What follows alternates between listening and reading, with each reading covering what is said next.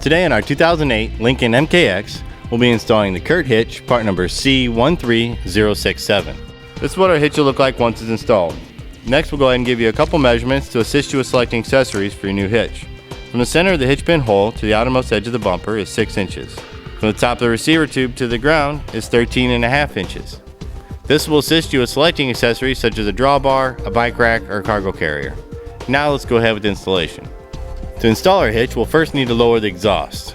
To do this, we're going to put a safety strap underneath so we can control how far or fast it's going to fall. There'll be a total of 3 rubber isolators that will need to be removed from the exhaust hanger. One just behind each muffler to the outboard side, and one just behind the rear axle. To remove the rubber isolators, we'll simply take some spray lubricant, spray each one down, and then take a pry bar to remove the rubber isolator from the hanger. Now we can access the fasteners holding the heat shields in place. Keep in mind that on the driver's side, there is a wire connector that will need to be removed before you can remove the heat shield. You can go ahead and use a flat blade screwdriver or a trim panel tool to remove this connection. We'll go ahead and remove the 3 screw fasteners and 1 plastic fastener so that we can lower the heat shield on the passenger side.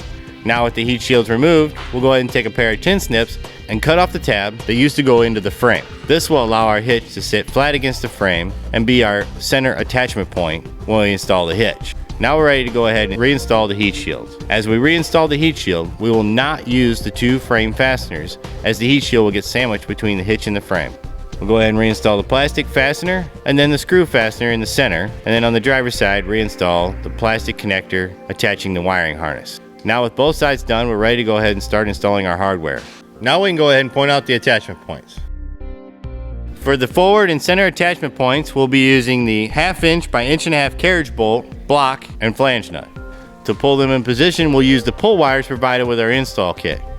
We'll take the pull wire, go through the attachment point, and then out the end of the frame. Then we can simply slide on the block, thread on our carriage bolt, and then help them back up into the frame and pull them into position. As we pull the block and bolt into position, we'll go ahead and leave the pull wire onto the carriage bolt, as it will assist us to help get the hitch into position without pushing our hardware back up into the frame. Now we'll go ahead and repeat the same process on the passenger side. Now we're ready to go ahead and install a hitch. It's a good idea to get an extra set of hands to help you hold the hitch in place while you remove your bolt leaders and install your hardware. Now with the forward and center attachment points in place and finger tight, we're going to go ahead and tighten them down. With our hitch secured, we'll now use the hitch as a template to drill out for the rearmost attachment points on each side.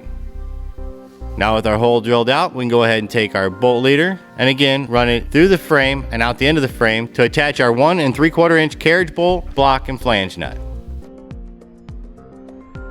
Now with both rear attachment points in place, we'll go ahead and tighten them down. Then we'll go back and torque each fastener to specifications as indicated in the instructions. With that done, we can go ahead and reinstall the exhaust, remove our safety strap, and this will complete the installation of our Curt hitch, part number C13067, on our 2008 Lincoln MKX.